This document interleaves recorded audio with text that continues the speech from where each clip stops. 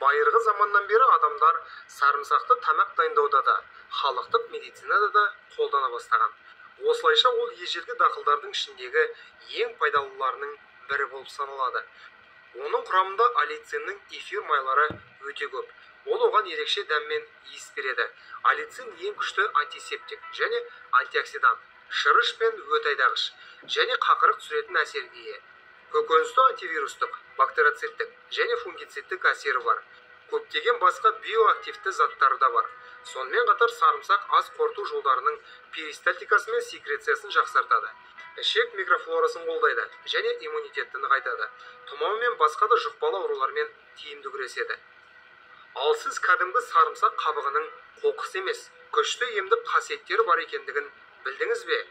Сарымсақ қабығының барлық құпиялары туралы білу үшін бейнені соңына дейін қараңыздар. Сонымен қатар бонус ретінде бейненің соңында біз сіздермен дәстүрлі медицинаның емдік рецепттерімен бөлісетін боламыз. Қабықтың тұнбасы мен қайнатпаларын қолдану адамның иммунитетін нығайтуға, көптеген аурулармен және маусымдық суық тиюмен күресуге көмектеседі.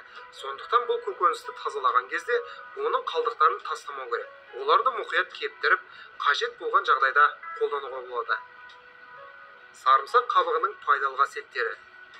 Алицин, кверцетин және пектин сияқты компоненттердің арқасында сарымсақ қабығының емдік қасиеттері өте мол. Сарымсақтың өзі сияқты оның қабығы да иммунитетті арттыра алады.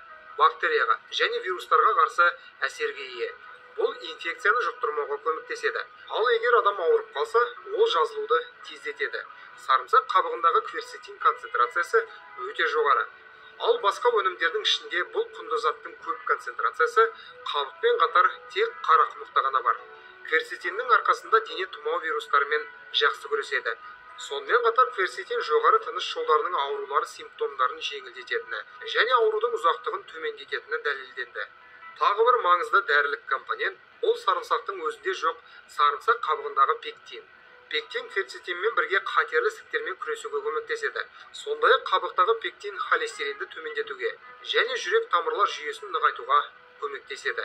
Қабықтың тұнбасы мен қайнатпалары неге көмектеседі?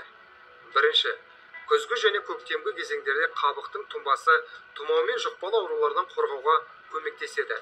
Ауру басталған кезде сарымсақ суы науқастың жағдайын едәуір жақсартады. Бас ауруын жеңілдетеді және вирусқа қарсы, сонымен қатар иммунитетті күшейтетін қасиетке ие. Екінші, ол токсиндерді, ауыр металдардың тұздарын, радиоактивті қосылыстар мен бос радикалдарды ағзадан шығаруға жақсы ықпал етеді. Үшінші, қабықтың тазартқыш қасиеттері қан айналымын жақсарта отырып, тамыр жүйесіне жақсы әсер етеді. Сонымен қатар ол холестеринді пляшкалардан арылтады және атеросклероз, инфаркт, инсульт және тромбоз сияқты қауіпті аурулардың дамуына жол бермейді. Төртінші, ішектің қабынуына көмектеседі, кебулерді және артық газдарды кетіреді. Бесінші, сарымсақ тұнбасы гистаминнің бөлінуін тежейді және аллергиядан қорғайды. Қабынуға қарсы әсердің арқасында қайнатпа, тыныс алу органдары мен терінің аллергия белгілерінің ауырлығын айтарлықтай төмендетеді. Бұл бронх демікпесі мен дерматит. Алтыншы, көкөністің өзі мен оның қабығы анемияға да пайдалы. Олар денені темірмен қанықтыруға және оның жетіспеушілігін жоюға көмектеседі. Анемия кезінде организм органдар мен тіндерді оттегімен қамтамасыз ете алмайды. Бұл мидың оттегі ағынуына, әлсіздікке, ентігуге, бозаруға, жүрек соғуының жоғарылауына және концентрацияның бұзылуына әкеледі. Жетінші, сарымсақ қабығының емдік қасиеттеріне байланысты организмдегі метаболикалық процестер, соның ішінде қант диабеті жақсарады. Бұл процесс салмақты қалыпқа келтіруге және арықтаудан немесе семіздіктен арылуға көмектеседі. Сегізінші, сонымен қатар жоғарыда айтылғандардан басқа сарымсақ қабығы бүйрек пен несеп жыныс жүйесінің ауруларына жақсы көмектеседі. Тіпті созылмалы кезеңдерде де әдеттегі дәрі-дәрмектер көмектесе алмаған жағдайда. Тоғызыншы, мырыш сияқты маңызды элементтің ағзаға сіңуін тездетеді. Сонымен қатар С дәріменінің сіңімділігі мен құрамын арттырады. Оныншы, денедегі токсиндер мен шлактарды кетіру арқылы қабық жасартатын әсерге ие және ерте қартаюдың алдын алады. Тері таналды және тегіс көрініске ие болады.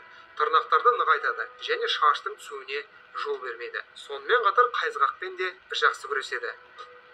Сарымсақ қабығының халықтық рецепттері. Бірінші, әмбебап қайнатпа. Бір уыс ұсақталған қабық пен бір кесе ыстық, бірақ қайнаған су дайындау керек.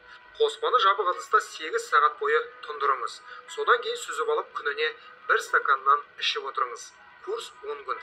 Бірақ есіңізде болсын, сарымсақты таңдағанда химиялық заттарды қолданбай өсірілгенін таңдау керек. Өйткені зиянды компоненттер қабығында жиналуы мүмкін.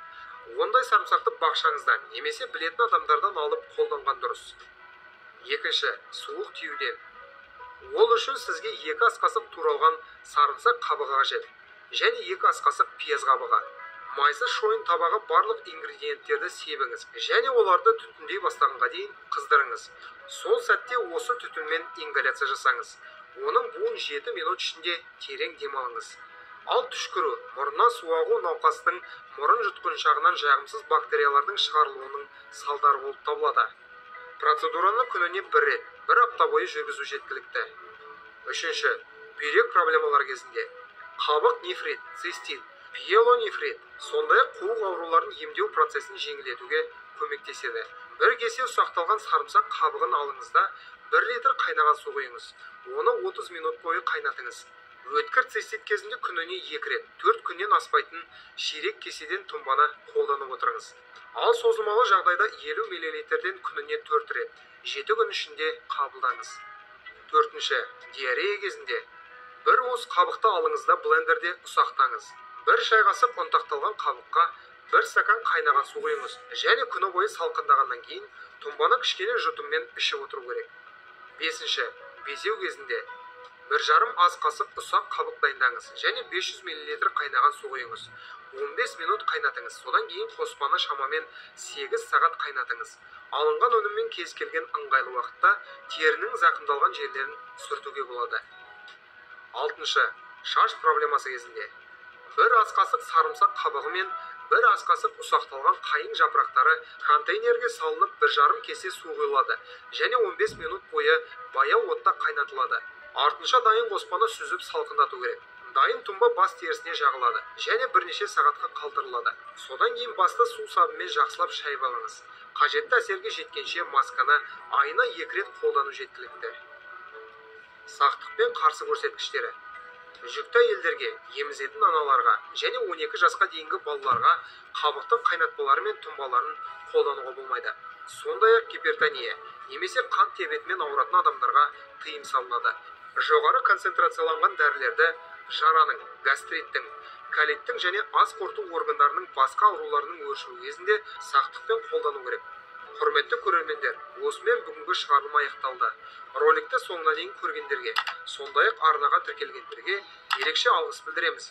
Бұл бейнені достарыңызбен және жақындарыңызбен бөлісіңіздер. Әрқашан ең пайдалы нәрселерден хабардар болу үшін арнамыздан алыстамаңыздар. Ардақты қазақ халқым, бәріміз бір болып қазақ арнасын дамытуға сүбелі үлес қосайық.